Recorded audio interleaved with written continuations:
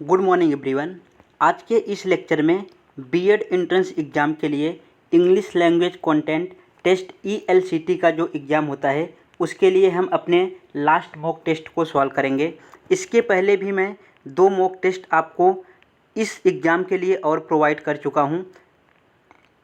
अगर आप केवल यही 3 मॉक टेस्ट सॉल्व करके अपने एग्ज़ाम में जाते हैं और थोड़ा बहुत भी आपको इंग्लिश का नॉलेज है तो आप अच्छे मार्क्स ला सकते हैं। अगर अभी तक आपने हमारे चैनल को सब्सक्राइब नहीं किया है तो सब्सक्राइब कर लो, वीडियोज़ को लाइक भी कर दिया करो। वॉचिंग तो बहुत जाता है बट लाइक एंड कमेंट आप सभी नहीं करते, लाइक एंड कमेंट भी कर दिया करो। आप सब पढ़ते हैं तो आपका कॉन्फिडेंस आता है और ये सब करने से हमारे अंदर कॉन्फिडेंस आता है। फर्स्ट क्वेश्चन हमारे पास दिया है, यहाँ पे choose the sentence with no spelling error. यहाँ पे फाइंड करना है कि इसमें जो 4 ऑप्शन दिया है कौन सा नो स्पेलिंग एरर है। एक सेंटेंस बना के दिया है, उसमें कुछ वर्ड लिखे हैं और कुछ वर्ड में मिस्टेक हैं, वही मिस्टेक वाला वर्ड हमें निकाल के सही आंसर को चूज करना है। यहाँ पे देखो ए का मीनिंग ए ही होता है, चारों ऑप्शन में सेम दिया है। वेलकम का मीनिंग WELCOMING, वेलकमिंग, यहाँ पे ये करेक्ट दिख रहा है। WELCOM, यहाँ पे आई रहना चाहिए, एम के बाद क्या रहना चाहिए, आई रहना चाहिए, लेकिन नहीं दिया है तो ऑप्शन नंबर सेकेंड इनकरेक्ट हो गया।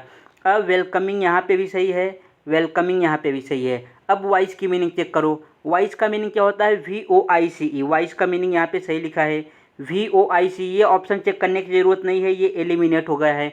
यहाँ पे VOICE रहना चाहिए, यहाँ पे इन्होंने S बना रखा है, इस हिसाब से ऑप्शन नंबर थर्ड भी गलत हो गया। ऑप्शन नंबर फोर्थ क्या है, VOICE, मतलब सेकेंड ऑप्शन और थर्ड ऑप्शन एलिमिनेट हो गए। हमें चेक करना है केवल अब फर्स्ट और फोर्थ में। यहाँ पे फ्रॉम का FROM, THE, ओपन का OPEN, डोरवे का स्पेलिंग क्या होता है, DOOR, डबल ओ रहता है, लेकिन यहाँ पे सिंगल ओ लगाया है, इसलिए ऑप्शन नंबर ए भी एलिमिनेट हो गया। जब तीनों ऑप्शन एलिमिनेट हो गए तो बचा कौन सा, ऑप्शन नंबर फोर्थ, इसका राइट आंसर हो जाएगा। अब एक बार इसे पढ़ के चेक कर लो। Welcoming voice from the open doorway, यहाँ पे सब मीनिंग जो है करेक्ट दिख रहा है। या तो आपके एग्जाम में इस तरीके से स्पेलिंग एरर पे पूछा जा सकता है, अगर इस तरीके से नहीं आएगा तो केवल वॉइस का ही 4 स्पेलिंग दे देगा, VOICE एक ऐसा लिख देगा, फिर दूसरा लिखेगा VOISE, थर्ड वाला हो जाएगा VAICE, फोर्थ वाला हो जाएगा VAISE। इसमें से पूछ लेगा कौन सा करेक्ट है, या तो सेंटेंस बना के देगा उसमें से आपको चेक करना रहेगा, या इस तरीके से 4 स्पेलिंग दे दिया इसमें से चेक करना रहेगा। तो कौन सा सही हो जाएगा, ऑप्शन नंबर फर्स्ट इसका करेक्ट आंसर हो जाएगा। बढ़ते हैं नेक्स्ट क्वेश्चन की तरफ। नेक्स्ट क्वेश्चन हमारा क्या कहता है, यहाँ पे फाइंड करना है there is no error, choose no error. मतलब ये एक सेंटेंस दिया गया है, इसमें से कुछ एरर है, अगर एरर है तो क्या एरर है हमें वहाँ पे वो फाइंड करना है, अगर नहीं है तो हमें नो एरर पे टिक करना है। तो इस सेंटेंस को एक बार ज़रा पढ़ो। यहाँ पे लिखा है Vijay and Ajay is here to celebrate 7 years of their friendship. Vijay और अजय यहाँ पर हैं अपने 7 साल के फ्रेंडशिप को सेलिब्रेट करने के लिए। तो आपने सब्जेक्ट वर्ब एग्रीमेंट क्लास 6 में भी पढ़ा होगा, 7th में भी, 8th में भी, 9th में भी, 10th में भी। तो विजय एंड अजय, यहाँ पे लिखा है वी से विजय, ये सिंबल एंड को दर्शा रहा है और ये जो अजय को दर्शा रहा है। विजय एंड अजय, विजय एक हो गया, एक पर्सन कौन हो गया, विजय हो गया, और दूसरा पर्सन कौन हो गया, दूसरा पर्सन हमारा अजय हो गया। मतलब टोटल पर्सन कितने हैं, टोटल 2 जन हैं। तो ये किस में आ गया, सिंगुलर में आया कि प्लूरल में, ये सिंगुलर में नहीं आया। अगर केवल एक जन होते, विजय ही होता तो सिंगुलर में आता, या तो अजय ही होता तो सिंगुलर में आता, लेकिन यहाँ पे विजय एंड अजय दोनों की बातें किया है, और जब दोनों की बातें करेंगे तो क्या हो जाएगा, यहाँ पे प्लूरल हो जाएगा। प्लूरल के साथ क्या यूज करते हैं, EJMR में आर, प्लूरल के साथ क्या यूज करते हैं, यहाँ पे आर यूज करेंगे। लेकिन यहाँ पे देखो इन्होंने क्या यूज करके रखा है, यहाँ पे इन्होंने यूज किया है इज, तो इसलिए इज ये गलत हो गया। अब ये कौन से ऑप्शन में करेक्ट मैच कर रहा है, यहाँ पे देखो ऑप्शन नंबर थर्ड इसका राइट आंसर हो गया कि विजय एंड अजय, जो यहाँ पे इज लिखा है यहाँ पे इज न रह के क्या रहना चाहिए था, आर रहना चाहिए था। अगर यहाँ पे जो विजय एंड अजय लिखा है, मैं इसमें से एक क्वेश्चन आपको और बता दे रहा हूँ, ये हो गया एंड वाला। अगर इस एंड की जगह विजय और अजय लिख देता, विजय और अजय, मतलब विजय गया या तो अजय, विजय के बारे में बात करेगा या तो अजय, तब इसके बाद जो है इज करेक्ट आंसर हो जाता, क्योंकि यहाँ पे एक के बारे में बात करने वाला है। लेकिन एंड लग गया, एंड मतलब दोनों के बारे में बातें कर रहा है तो दोनों इंक्लूड हो जाएंगे, इस वजह से यहाँ पे आर लगेगा। आई होप आप इस क्वेश्चन को अच्छे तरीके से समझ गए होंगे। बढ़ते हैं नेक्स्ट क्वेश्चन की तरफ।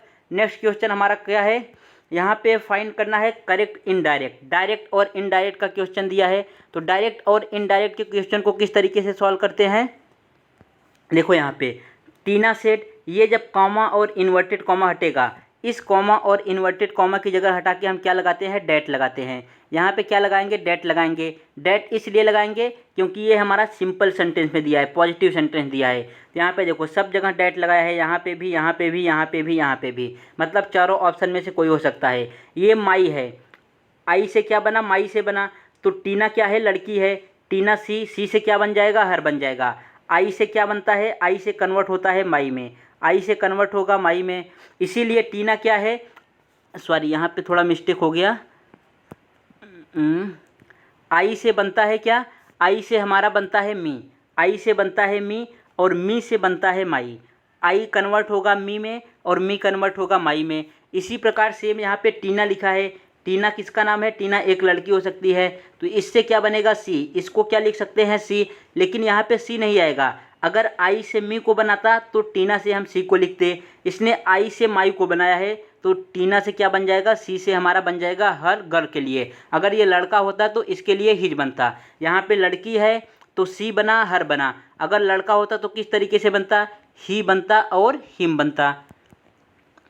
ये है इसका बेसिक पार्ट, आपको इसको याद रखना है। अब क्वेश्चन को पढ़ो। यहाँ पे माई है तो माई की जगह पे हर बनना चाहिए, सब जगह हर लिख रखा है, ये सही हो गया।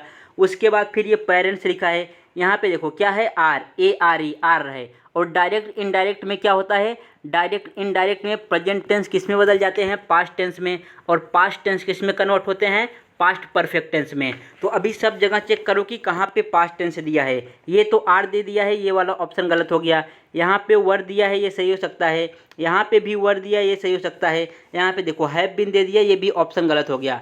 तो हमारे पास केवल अभी दो ही ऑप्शन बचा है चेक करने के लिए, ऑप्शन नंबर सेकेंड और ऑप्शन नंबर थर्ड। तो यहाँ पे देखो क्या डिफरेंस है, पेरेंट्स वर, यहाँ पे गेट डिवोर्स दिया है, यहाँ पे गेटिंग। तो क्या होगा, यहाँ पे क्या दिया है, गेटिंग होगा। तो इसलिए ऑप्शन नंबर सेकेंड एलिमिनेट हो गया, ऑप्शन नंबर थर्ड इसका राइट आंसर हो जाएगा। आई होप आप समझ गए होंगे कि डायरेक्ट और इनडायरेक्ट क्वेश्चन को किस तरीके से सॉल्व करते हैं। डायरेक्ट और इनडायरेक्ट के क्वेश्चन में present tense always past tense में कन्वर्ट होता है और पास्ट टेंस पास्ट परफेक्ट में कन्वर्ट होता है। लेकिन अगर एक्टिव वाइज पैसिव वाइज का क्वेश्चन पूछा तो एक्टिव वाइज में प्रेजेंट टेंस में ही रहता है, पास्ट टेंस पास्ट परफेक्ट में रहता है, और फ्यूचर में कोई परिवर्तन नहीं होता। बढ़ते हैं नेक्स्ट क्वेश्चन की तरफ। नेक्स्ट क्वेश्चन क्या दिया है, यहाँ पे देखो ये दिया है एक्टिव पैसिव का क्वेश्चन। यहाँ पे ये हमें सेंटेंस दिया गया है, ये है एक्टिव वाइज, इसका क्या बनाना है, इसका बनाना है पैसिव वाइज। तो कौन सा ऑप्शन सही हो जाएगा। सबसे पहले यहाँ पे जो ऑब्जेक्ट दिया है द फ्लावर्स, ऑब्जेक्ट क्या दिया गया है, द फ्लावर्स, ये हमारे पास बन के आ जाएगा सब्जेक्ट, पहले आ जाएगा। यहाँ पे भी सब्जेक्ट के रूप में लिखा है, यहाँ पे भी सब्जेक्ट के रूप में लिखा है, ऑप्शन नंबर सी में भी सब्जेक्ट के रूप में लिखा है, ऑप्शन नंबर डी इसका गलत हो गया, नन ऑफ दी, मतलब ये कन्वर्ट होगा, एक्टिव वाइज पैसिव वाइज में कन्वर्ट होगा। अब यहाँ पे इज एम आर दिया है, मतलब प्रेजेंट इंडेफिनेट का दिया है, तो पैसिव वाइज किस में रहेगा, पैसिव वाइज भी हमारा प्रेजेंट टेंस में रहना चाहिए। तो यहाँ पे वर दे दिया है, ऑप्शन नंबर बी एलिमिनेट हो गया, क्योंकि ये किस में दे दिया है, ये पास्ट में चला गया है। अब इसमें चेक करो फर्स्ट और थर्ड में द फ्लावर, यहाँ पे आर, फ्लावर क्या है, द फ्लावर्स लिखा है, मतलब एस लगाया है। द फ्लावर्स मतलब कई सारे फ्लावर हैं, और जब प्लूरल आता है तो प्लूरल के लिए क्या लगाते हैं, इज एम आर में से आर लगाते हैं। यहाँ पे इन्होंने इज लगा रखा है प्लूरल के लिए, ऑप्शन नंबर सी भी एलिमेंट हो गया। बचा कौन सा, ऑप्शन नंबर ए ही बचा, यही इसका ऑप्शन नंबर ए राइट आंसर हो जाएगा। नेक्स्ट क्वेश्चन दिया गया है, एरर फाइंड करना है। Find the part of given sentence that has an error in it if there is no error. अगर कोई एरर नहीं है तो हमें नो एरर का टिक लगाना पड़ेगा। तो इसको पढ़ो, people that are lonely have higher levels of the hormone.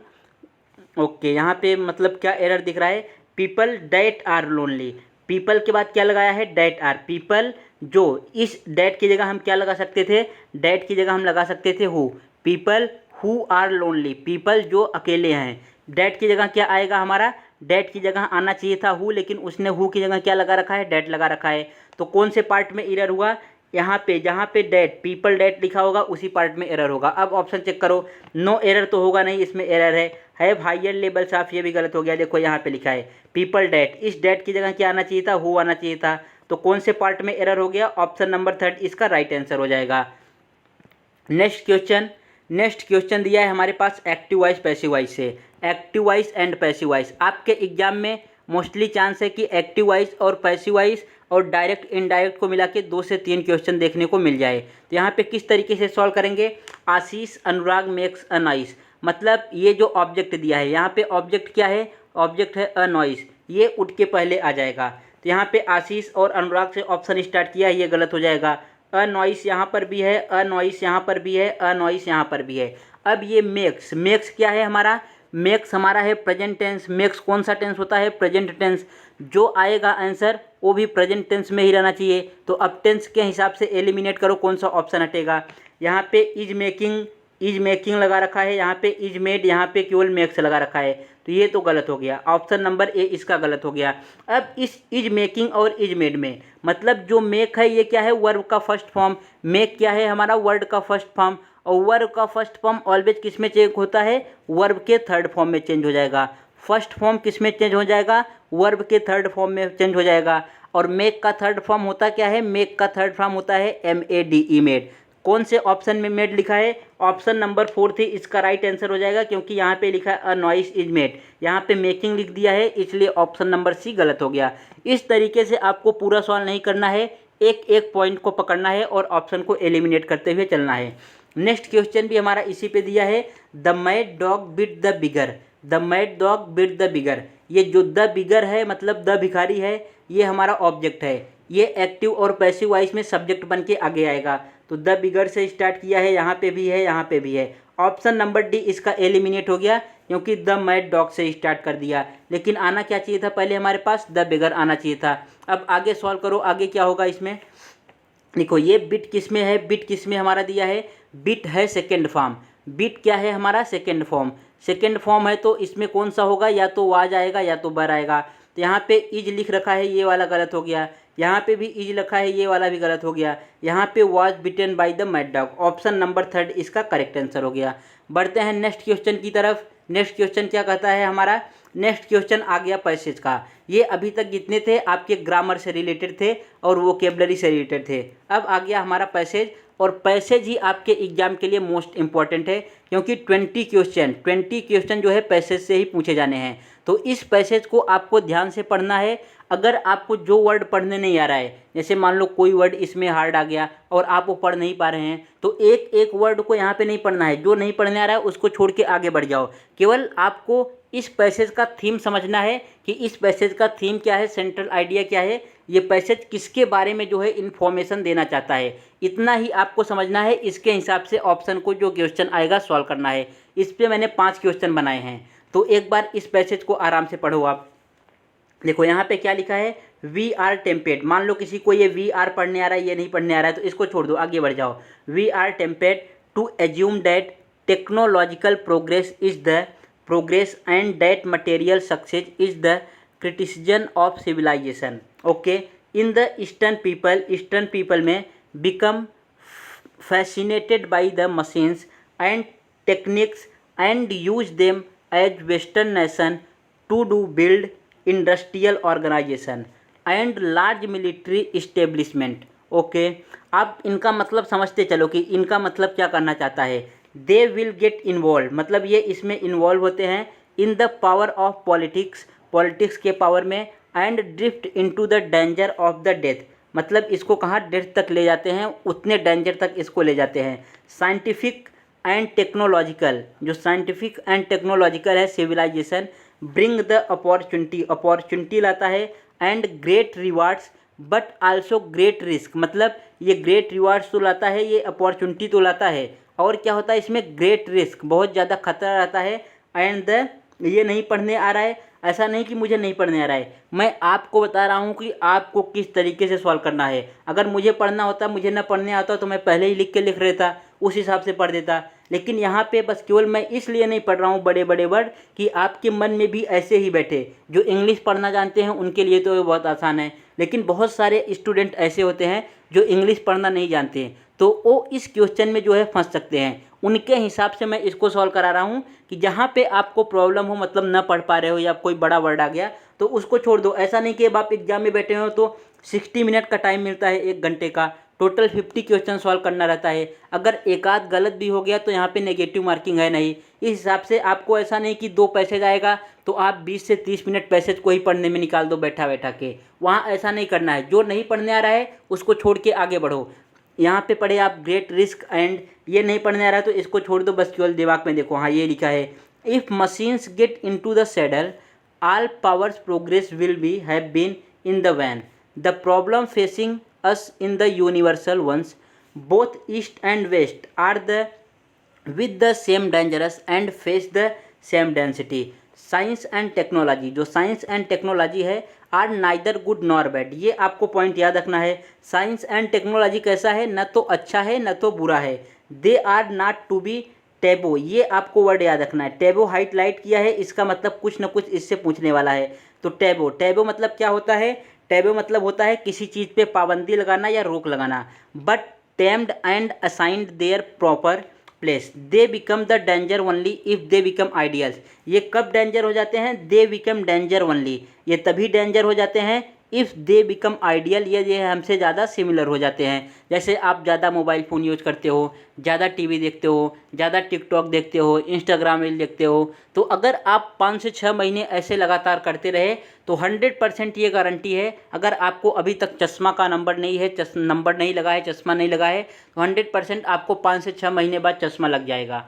और हो सकता है अगर नाइट में आप रात के समय अपना जो है लाइट ऑफ करके उसके बाद मोबाइल फ़ोन देख रहे हैं, तो हो सकता है आपकी आंखें की भी रोशनी जा सकती है। इसलिए आपको ऐसा कभी नहीं करना है। लाइट ऑफ करके कभी भी मोबाइल फ़ोन को ज़्यादा टाइम तक यूज नहीं करना है। अगर आप रोज़ ऐसे 1-2 घंटा करते रहे तो 100% ये श्योर है कि कुछ दिन बाद आओगे आपकी आंखों से आपको कम दिखाई देना पड़ेगा। ऐसा नहीं करना है कि लाइट ऑफ कर दिए आप रात में और उसको देख रहे हैं मोबाइल को। अगर देखना है तो लाइट ऑन करके देखो। फिर आगे बोलते हैं, मतलब यहाँ पे इसका एक सेंट्रल आइडिया ये था कि इन्होंने टेक्नोलॉजी के बारे में बताया है। ईस्टर्न पीपल किस प्रकार से यूज कर रहे हैं, वेस्टर्न पीपल किस प्रकार से यूज कर रहे हैं, ये हमारे लिए डेंजर है कि नहीं डेंजर है, इसका ज़्यादा उपयोग करने से क्या हो जाता है, अगर इस पर हम रोक लगा दें, पाबंदी लगा दें, तो ये किस तरीके से हमारे काम आता है, इसका एक सेंट्रल आइडिया है। अब आगे क्वेश्चन पढ़ो, क्वेश्चन में क्या बोला है। फर्स्ट क्वेश्चन है when do science and technology become danger. देखो यहाँ पे अभी आपने लास्ट में ही पढ़ा ये वाला point, they become danger only if they become ideal. पहला क्वेश्चन इसी पे पूछ लिया, ये जो है साइंस एंड टेक्नोलॉजी कब डेंजर हो जाते हैं, when they become ideal. Option number first इसका करेक्ट आंसर हो जाएगा। बढ़ो नेक्स्ट क्वेश्चन की तरफ। सेकेंड क्वेश्चन क्या कहना चाहता है, which of the following statement, कौन सा इसमें से स्टेटमेंट जो चारों ऑप्शन दिया गया है, is are true in the constant of passage, मतलब पैसेज के हिसाब से कौन सा इसमें सही है। देखो पहला क्या है, science and technology are neither good nor bad, ये वाला तो सही है। साइंस एंड टेक्नोलॉजी न तो अच्छा है न तो बुरा है, ये कहाँ पे लिखा गया था, ये यहाँ पे देख लो, ये science and technology are neither good nor bad. आपको ये जो पढ़े हो आपके माइंड में रहना चाहिए, तभी आप ये फटाफट क्वेश्चन का आंसर दे सकते हो। नहीं तो आपको बार बार इस तरीके से पीछे जाना पड़ेगा, फिर चेक करना पड़ेगा, फिर आगे आना पड़ेगा, इसमें आपका टाइम बहुत वेस्ट चला जाएगा। एक बार आप इसे 3 से 4 मिनट लगा के ध्यान से पढ़ो और आपके माइंड में ये फिट हो जाना चाहिए, फिर ताकि पीछे ना जाना पड़े। यहाँ पे ऑप्शन नंबर फर्स्ट तो इसका करेक्ट है, थ्रू मशीन्स मैन के अचीव ऑल प्रोग्रेस, ये 100% ट्रू है। मतलब मशीन के जरिए जो है आदमी क्या हर एक प्रोग्रेस को पा सकता है और पा लिया है। तो मतलब इसका कौन सा ऑप्शन सही हो गया, option number D, both A and B जो है यहाँ पे क्या है, दोनों राइट है। Question number third, question number third क्या बोलता है, what is the man tempted to assume, man क्या अज्यूम कर रहा है, western nation are superior to eastern nation, science and technology pose no dangerous to humanity, ये तो 100% गलत है। Technology progress is the real progress, ये भी गलत है, ये हमारा रियल प्रोग्रेस नहीं, इसको मान सकते। As such there is nothing wrong with machine, as such there is nothing wrong मतलब मशीन से कुछ गलत नहीं होता, ये भी गलत है। ऑप्शन नंबर फर्स्ट इसका करेक्ट आंसर हो गया। यहाँ पे अगर आपको पता नहीं है फिर भी आप ऑप्शन को एलिमिनेट करते हुए निकाल सकते हैं, ऐसा यहाँ पे ऑप्शन दिया है। पूछा है टेक्नोलॉजी मतलब कोई डेंजर नहीं है आदमी के लिए, ह्यूमन के लिए, ये आप 100% मान रहे हैं, ये 100% गलत हो सकता है, बहुत ज़्यादा डेंजर है। Technology progress is real progress, जब इसके पहले टेक्नोलॉजी नहीं थी तो क्या प्रोग्रेस नहीं होता था, फिर भी हमारा प्रोग्रेस होता था, मतलब ये भी पॉइंट गलत है। As such there is nothing wrong मतलब मशीन से कुछ रॉन्ग नहीं होता, अगर मशीन ही गड़बड़ हो गई, उसका कोई एक की पॉइंट गड़बड़ हो गया तो 100% वो रिजल्ट अपना गलत ही देगा, ये भी गलत हो गया। तो यही इसका सही आंसर हो सकता है। Western nation are superior to eastern nation, western nation वाले ज़्यादा मशीन का यूज करते हैं and superior to eastern nation, east में कम मशीनों का उपयोग होता है, वेस्ट में ज़्यादा होता है। नेक्स्ट क्वेश्चन क्या दिया है, चूज द, देखो यहाँ पे टैबो, टैबो को उसने हाईलाइट किया था, टैबो का मतलब पूछ लिया। टैबो का मतलब क्या था, किसी चीज़ पे रोक लगाना या पाबंदी लगाना, तो एक्सेप्ट तो होगा नहीं, एक्सेप्ट होता है स्वीकार करना। डैमेज्ड मतलब उसको ख़राब करना, कन्फ्लिक्ट नहीं होगा। फॉरबिडन, फॉरबिडन मतलब क्या होता है, किसी चीज़ पे रोक लगाना या पाबंदी लगाना, तो टैबो का क्या मतलब हो जाएगा, फॉरबिडन। नेक्स्ट क्वेश्चन ने बोला है कि what will happen if eastern people use machine, मतलब व्हाट विल हैपन क्या होगा if eastern people use machine, eastern people जो है मशीन को यूज करते हैं। It will bring get opportunity and reward to them, it will show the victory of mind over matter, ये वाला गलत हो गया। They will realise that it is not an end of itself, ये भी गलत हो गया। They will get involve in politics and drift into the danger of death, option number D ही इसका करेक्ट आंसर हो गया। ऑप्शन नंबर फर्स्ट भी इसका करेक्ट आंसर हो सकता था, लेकिन इससे ज़्यादा सही आंसर ये है, क्योंकि यहाँ पे ये दिया है, कहाँ पे दिया है, देखो यहाँ पे आ जाओ क्वेश्चन में, ये पैसेज में देखो कहाँ पे दिया है, पैसेज में यहाँ पे दिया है in get involve in power politics and drift into a danger of death, मतलब अगर ईस्टर्न वाले इसमें इन्वॉल्व हो जाएंगे तो इसमें ज़्यादा पॉलिटिक्स से चलने लगता है और ये हमारे लिए बहुत ज़्यादा डेंजर हो जाएगा, तो ऑप्शन नंबर डी इसका राइट आंसर हो जाएगा। नेक्स्ट क्वेश्चन क्या पूछा है हमसे, नेक्स्ट क्वेश्चन ये पूछा है डायरेक्ट और इनडायरेक्ट पे, तो डायरेक्ट और इनडायरेक्ट को शायद आप सॉल्व करना सीख गए होंगे। डायरेक्ट और इनडायरेक्ट में क्या होता है, पास्ट प्रेजेंट टेंस पास्ट में कन्वर्ट होता है, पास्ट टेंस पास्ट परफेक्ट में कन्वर्ट हो जाएगा, और फ्यूचर टेंस जहाँ पे विल दिया है उसका वुड हो जाएगा, जहाँ पे शैल दिया है उसका शुड हो जाएगा। अब चेक करो यहाँ पे विल है तो कौन से ऑप्शन में वुड आया है, जिस ऑप्शन में वुड आया रहेगा वही ऑप्शन इसका करेक्ट आंसर हो सकता है। यहाँ पे विल है तो विल ही लिखा है, ये ऑप्शन गलत हो गया। यहाँ पे वुड भी है, ये सही हो सकता है, यहाँ पे वुड भी है, ये सही हो सकता है। यहाँ पे शुड दिया है, ऑप्शन नंबर फोर्थ भी गलत आंसर हो गया। अब चेक करो कि इन दोनों ऑप्शन में डिफरेंसेस क्या हैं। ऑप्शन नंबर बी और ऑप्शन नंबर सी में, Raju road that he would be going, Raju road that he would be going to Mumbai the last weekend, to Mumbai the next weekend. Question में क्या दिया है, नेक्स्ट वीकेंड दिया है। क्वेश्चन में अगर नेक्स्ट वीकेंड दिया है तो ये किस में चेंज हो जाएगा, लास्ट वीकेंड में। तो ऑप्शन नंबर बी इसका करेक्ट आंसर हो गया, ऑप्शन नंबर सी रॉन्ग हो गया। ऑप्शन नंबर सी क्यों रॉन्ग हो गया, क्योंकि लास्ट का क्या होना था, नेक्स्ट होना था, और यहाँ पे नेक्स्ट ही दे रख, नेक्स्ट का क्या होना था, यहाँ पे नेक्स्ट दिया है, नेक्स्ट का लास्ट होना था, और यहाँ पे लास्ट नहीं किया, नेक्स्ट ही दे रखा है। ऑप्शन नंबर बी में नेक्स्ट का लास्ट किया है, तो ऑप्शन नंबर बी इसका राइट आंसर हो गया। केवल आपको टेंस ढूंढना है, ये कौन सा टेंस है, उस टेंस के हिसाब से केवल आपको ऑप्शन एलिमिनेट करते हुए जाना है, आपका करेक्ट आंसर आ जाएगा। बढ़ते हैं नेक्स्ट क्वेश्चन की तरफ। नेक्स्ट क्वेश्चन हमारा क्या दिया है, नेक्स्ट क्वेश्चन दिया है वो के पार्ट पे कैन सब्सटीट्यूट, मतलब वन वर्ड सब्सटीट्यूशन पूछा है। वन वर्ड सब्सटीट्यूशन में क्या दिया है, one who loves Mankind, one who loves Mankind मतलब जो मैनकाइंड को लव्स प्यार करते हैं उसको क्या बोलते हैं, उसको बोलते हैं फिलेंथ्रोपिस्ट। ऑप्शन नंबर सेकंड इसका करेक्ट आंसर हो जाएगा। ये आपको याद ही करना पड़ेगा, किसी न किसी प्रकार से आपको याद ही करना पड़ेगा। वन हु लव्स मैनकाइंड मतलब क्या हो जाता है, फिलेंथ्रोपिस्ट। बहुत सारे बच्चे जो है गांव से बिलोंग करते हैं और उनको इन सब चीज़ों का मतलब पता नहीं होता कि वन वर्ड सब्सटीट्यूशन क्या होता है, तो उनके लिए मैं एक बहुत इजी लैंग्वेज में समझा रहा हूँ कि वन वर्ड सब्सटीट्यूशन मतलब होता क्या है। जैसे कोई एक व्यक्ति मैच खेल रहा है, कोई मैच खेल रहा है, तो जो मैच खेलता है उसको क्या बोलते हैं, जो क्रिकेट खेलता है, जो व्यक्ति जो है क्रिकेट खेलता है, क्रिकेट मतलब या तो बॉलिंग करे या तो बैटिंग करे, who play cricket, who plays cricket, जो व्यक्ति क्रिकेट बोलता है उसको हम वन वर्ड में क्या बोल सकते हैं, क्रिकेटर बोल सकते हैं। CRIC के जो भी स्पेलिंग हो उसको क्या बोल सकते हैं, हम क्रिकेटर बोल सकते हैं। उसको जो व्यक्ति क्रिकेट खेल रहा है उसको क्या बोल सकते हैं, एक वर्ड में उसको क्रिकेटर बोल सकते हैं। जो व्यक्ति जो है किसान खेती कर रहा है, जो व्यक्ति हु पर्सन जो व्यक्ति खेती कर रहा है उसको वन वर्ड में क्या बोल सकते हैं, फार्मर, मतलब ये फार्मर है। इसी प्रकार से इसी को जो है इंग्लिश में बोलते हैं वन वर्ड सब्स्टिट्यूशन, मतलब एक वर्ड में उसको किस तरीके से सब्स्टिट्यूट किया जा सकता है। ऐसे यहाँ पे दे रखा है कि वन हु लव्स मैनकाइंड, ऐसा व्यक्ति जो मैनकाइंड से लव करता हो उसको क्या बोलते हैं, फिलैंथ्रोपिस्ट। ऑप्शन नंबर सेकंड इसका राइट आंसर हो जाएगा।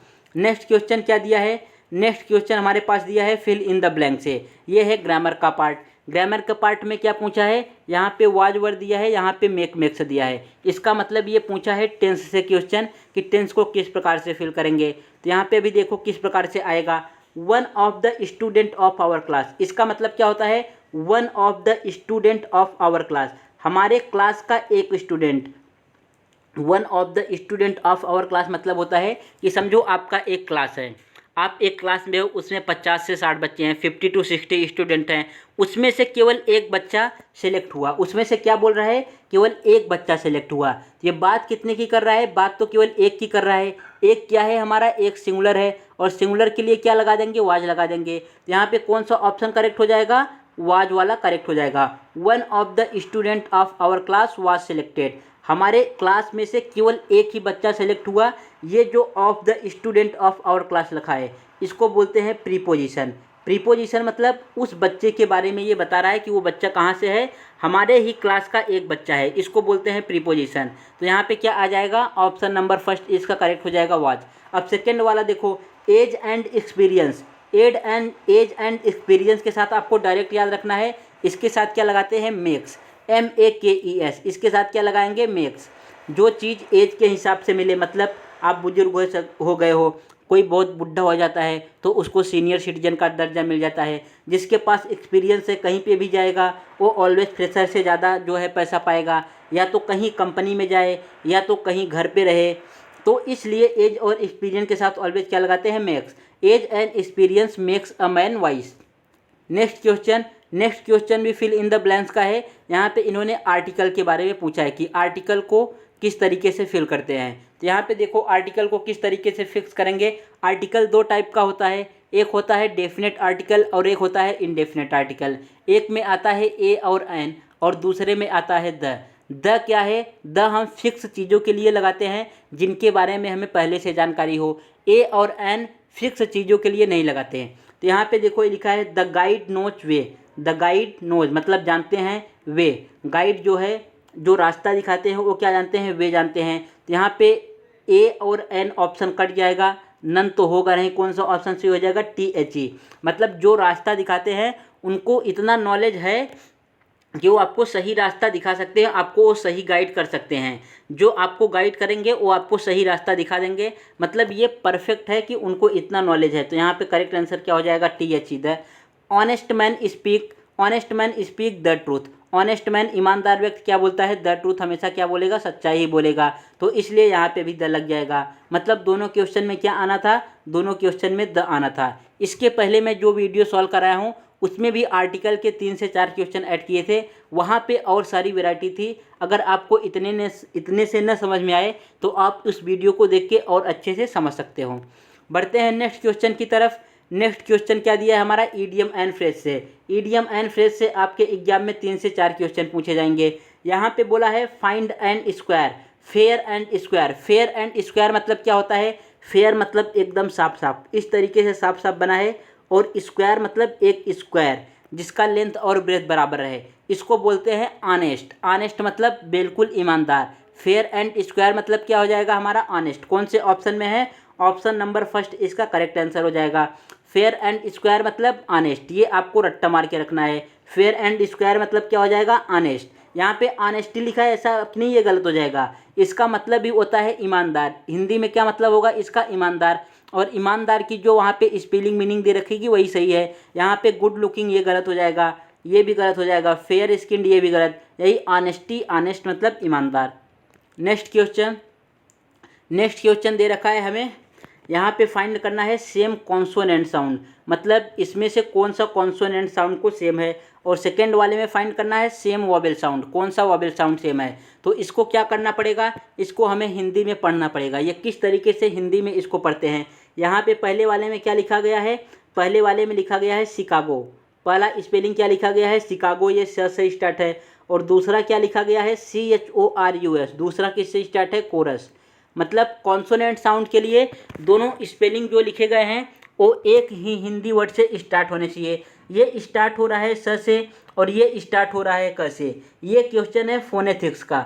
फोनेटिक्स से आपके एग्जाम में 3 क्वेश्चन पूछे जाएंगे और ये बहुत ही इजी क्वेश्चन होता है, समझो ये फ्री का मार्क्स होता है। बस केवल मैं इसमें से 4 से 5 क्वेश्चन कराऊंगा, आप उन्हीं क्वेश्चन से जो है पूरे 3 मार्क्स इसमें पा सकते हैं। ये हो गया इस तरीके से। दूसरा वाला पढ़ो CHERIES, ये क्या है चेरिस, च से स्टार्ट हो रहा है। और ये क्या है CHARISMA, ये लिखा है करिश्मा, मतलब पहला च से दूसरा क से, यहाँ पे पहला स से दूसरा क से। तो न ये आंसर हो सकता है न ये आंसर हो सकता है। तीसरा पढ़ो, तीसरा क्या लिखा है चाइना, किससे स्टार्ट है च से स्टार्ट है चाइना। और फिर क्या लिखा है क्रोम, ये भी क से स्टार्ट है।